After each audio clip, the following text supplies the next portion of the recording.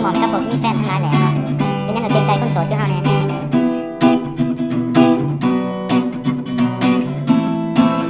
ลองฟังมือแล้วกันเนาะโพสต์ลงรูปเขารูปคู่แคปชั่นทักตลอดไปพวกสูมันเป็นจังใดสิตายแล้วบ่จึงยังจูงแขนซ้ำแฟนก็เอามาอวดเตะบวดซ้ำแขนเด้เนาะเบิ่งแน่กูนั่งจอคอนี่ละบ่เงินไปบ้านพัก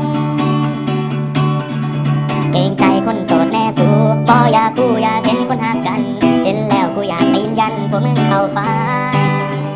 ไปหักไกลๆกูแน่มีกูบ่กูขี้อิจฉา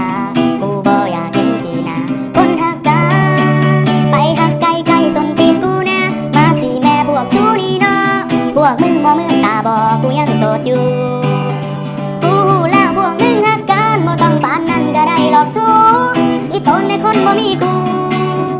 นั่งจูดูบ่มีไผเอา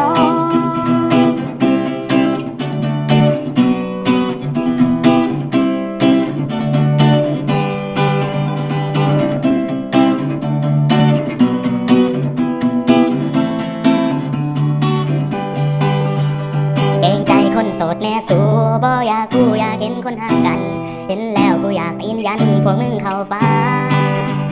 ไปหักไกลๆกูแน่มึงกูบ่กูขี้อิจฉากูบ่อยากเห็นขี้หน้าคนหักกันไปหักไกลๆส้นตีนกูแน่มาสิแม่พวกสู้นี่เนาะพวกมึงบ่มือตาบ่กูยังโสดอยู่กูแล้วพวกมึงหักกันบ่ต้องปานนั้นก็ได้หรอกสู้อีตนในคนบ่มีกูนั่งจูดูบ่มีไผเอาอีตนคนโสดแน่สู้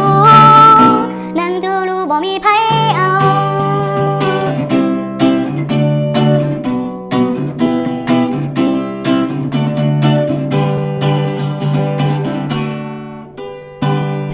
จบบทสวย